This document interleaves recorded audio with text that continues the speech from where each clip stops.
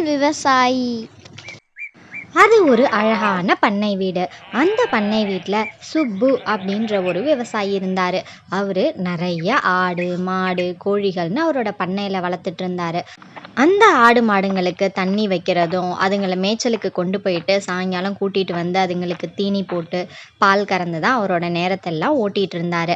நல்லா வளர்ந்ததுக்கப்புறம் அதுங்களை கொண்டு போய் பக்கத்து ஊர் சந்தைங்களுக்கு விற்றுட்டு அதில் வர பணத்தை வச்சு தான் சுப்பு வாழ்ந்துட்டு இருந்தார். இந்த மாதிரி தான் அவர் ஒரு நாளும் அவரோட நேரத்தை கழிச்சார். ரொம்ப நிம்மதியாக சின்னதாக ஒரு வீடு கட்டி அந்த கிராமத்தில் ரொம்ப நிம்மதியாக வாழ்ந்துட்டு இருந்தார். அதே ஊரில் 3 திருடர்கள் இருந்தாங்க.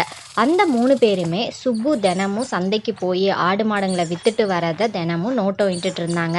எப்படியாவது சுப்பு கிட்ட இருந்து அந்த ஆடை நம்ம பறித்து நம்ம பணம் சம்பாதிக்கணும் அப்படின்னு அந்த 3 திருடர்களும் புத்திசாலித்தனமாக யோசிச்சாங்க. நேரடியாக போய் நம்ம திருட வேணாம், அதுக்கு பதிலாக நம்ம மறைமுகமாக திருடலாம் அப்படின்னு 3 பேரும் சேர்ந்து ஒரு திட்டம் தீட்டினாங்க. அதே மாதிரியே சுப்புவும் ஒரு ஆட்டுக்குட்டி எடுத்துக்கிட்டு பக்கத்து ஊர் சந்தைக்கு விற்கிறதுக்காக கிளம்பி போயிட்டு இருந்தார். தனக்கு தேவையான தீனிகள் எல்லாத்தையும் எடுத்துக்கிட்டு தன்னோட ஆட்டுக்குட்டி எடுத்துக்கிட்டு ஒரு காட்டு வழியில் ஒரு பாட்டுக்கு நடந்து போய்கிட்டு இருந்தார். அந்த நேரத்தில் திருடர்கள் அவங்களோட வேலையை காட்ட ஆரம்பிச்சிட்டாங்க. நடு காட்டு பகுதியில் போயிட்டு இருக்கப்ப முதல்ல ஒரு திருடன் வந்தான்.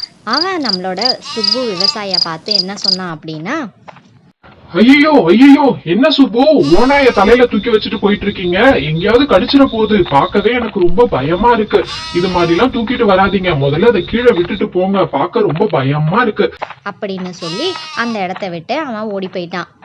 இதை கேட்ட நம்ம சுப்பு விவசாயிக்கு ஒண்ணுமே புரியல.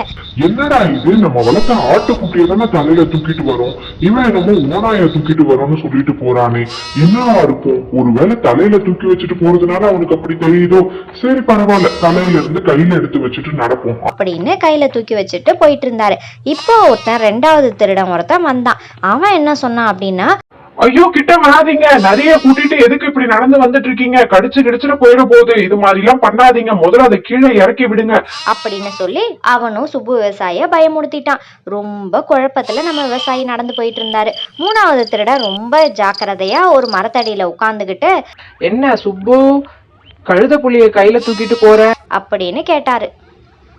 உடனே சுப்பு விவசாயிக்கு ரொம்ப சந்தேகம் வந்துருச்சு. ஒருத்தன் ஓனாய்ங்கிறான், ஒருத்தன் நரிங்கிறான், ஒருத்தன் கழுத புலிங்கிறான்.